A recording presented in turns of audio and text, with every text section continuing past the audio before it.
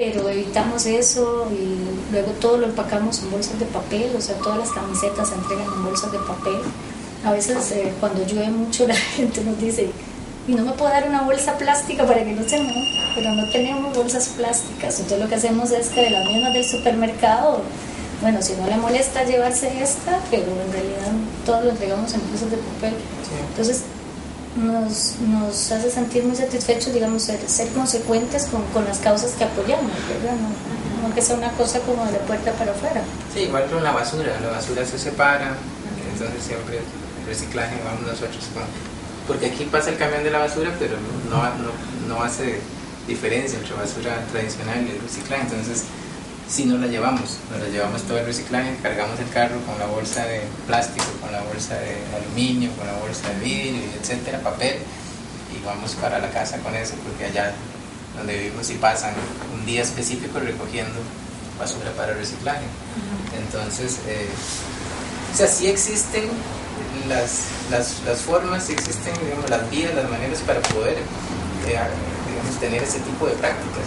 En realidad sí hay. Simplemente uno tiene que organizarse, ¿verdad? Y saber cómo hay que hacerlo, pero en realidad sí existen y cada vez más. Eso es muy interesante.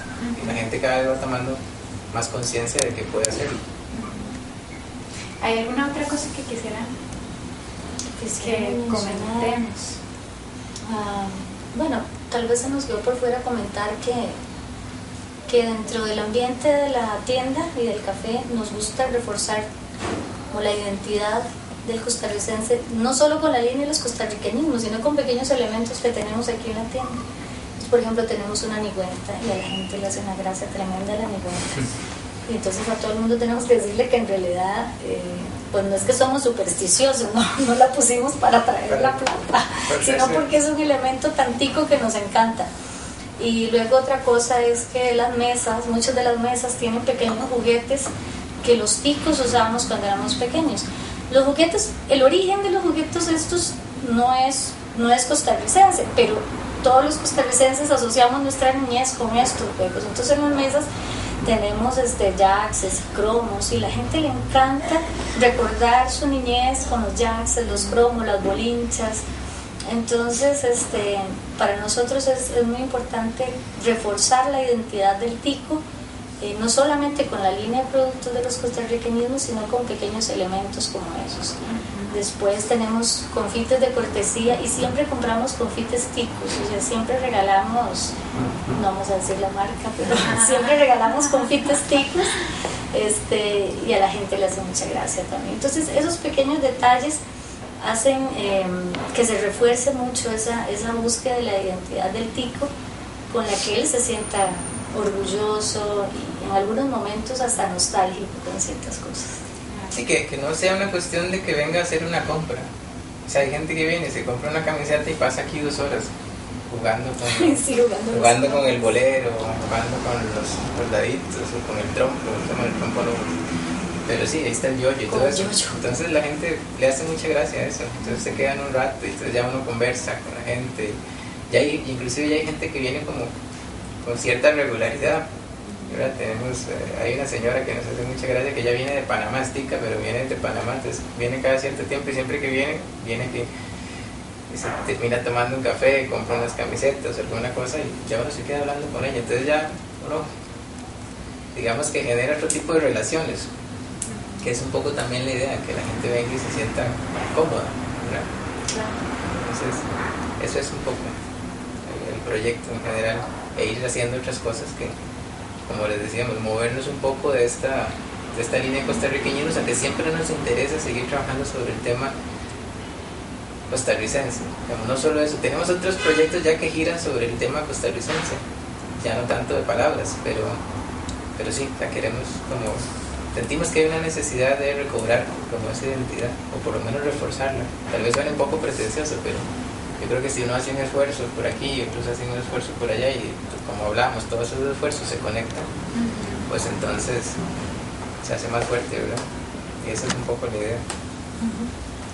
Bueno, pues en realidad yo estoy fascinada con todo, con la tienda, con la entrevista, sí, con esas posibilidades, ¿verdad?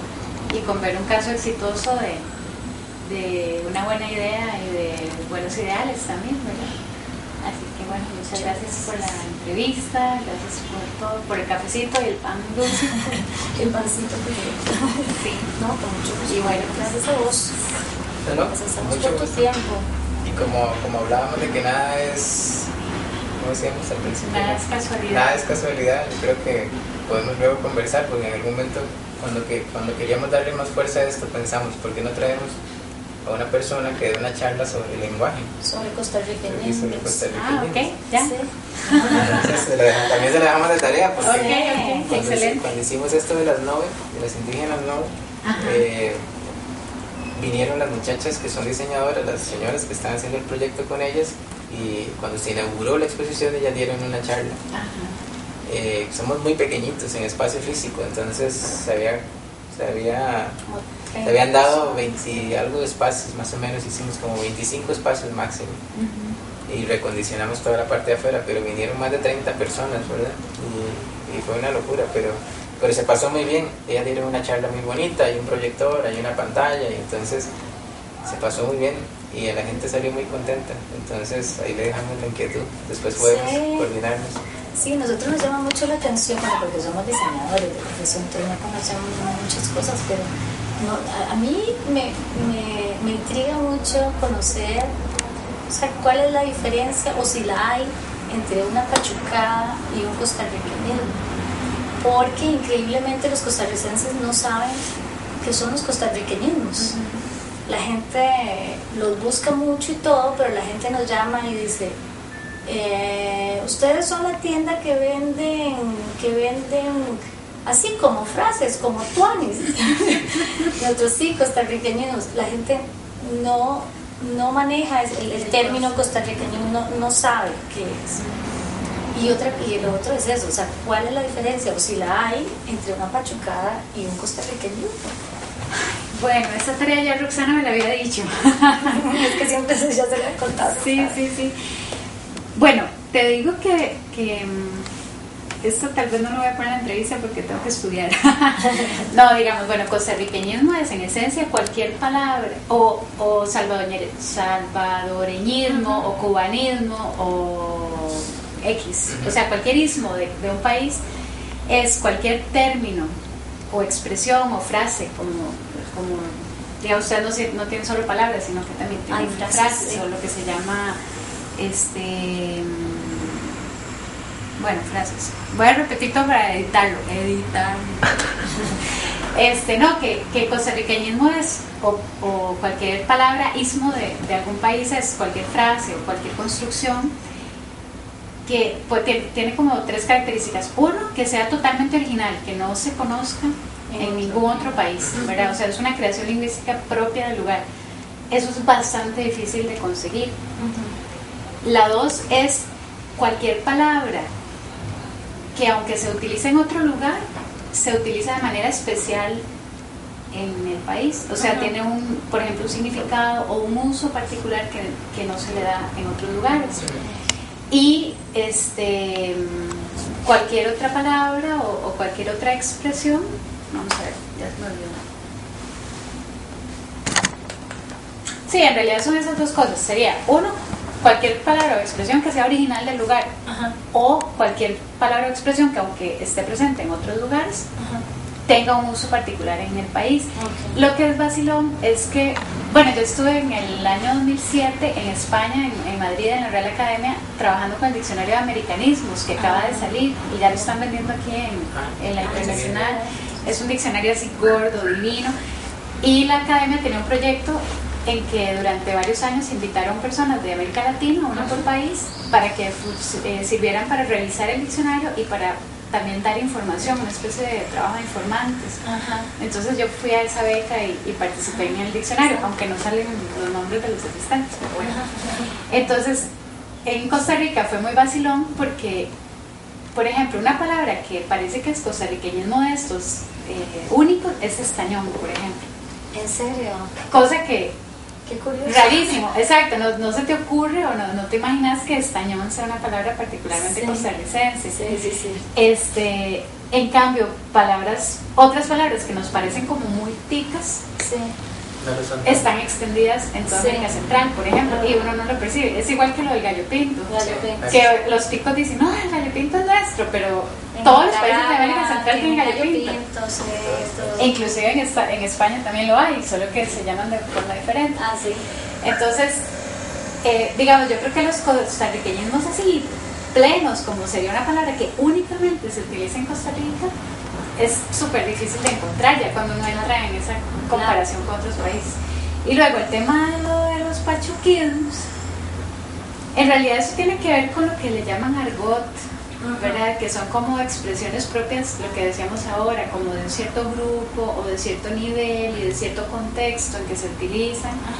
Y entonces cuando hablamos de pachuquismo estamos hablando de expresiones que están asociadas, por ejemplo, con gente que inclusive yo creo que ya ni siquiera tiene que ver tanto con una clase social, sino más bien como un uso muy informal y que tiende a acercarse a lo inapropiado. Lo que hablamos de que no se ponga al chile o no se ponga mandahuevo porque es demasiado pachuco, o sea, como se ve demasiado informal o demasiado atrevido. Claro. Y se relaciona también un poquito con el tabú, que son las palabras prohibidas, ¿verdad? Tenemos nuestras palabras tabú. Entonces yo diría que, por ejemplo, los pachuquismos que ustedes representaron en las camisetas o esas expresiones más populares, tienen tinte o sea, son costarriqueñismos y al mismo tiempo en su uso están asociadas, por ejemplo, con eso, con una forma más... O sea, un pachuquismo puede ser un costarriqueñismo, pero no al revés. Exactamente. No todo costarriqueñismo es pachuco. Ni todo pachuco. Pero ni todo pachuco es necesariamente costarriqueñismo. Puede ser que eso es un pachuco extendido a otros lugares. Sí, por ejemplo. O que venga de otro lugar. Porque, por ejemplo, entonces un término puede aparecer como un pachuquismo y evolucionar hasta convertirse en un costarriqueñismo. Como tuanes, por ejemplo, que en su momento puede haber sido visto tal vez como algo muy informal o muy...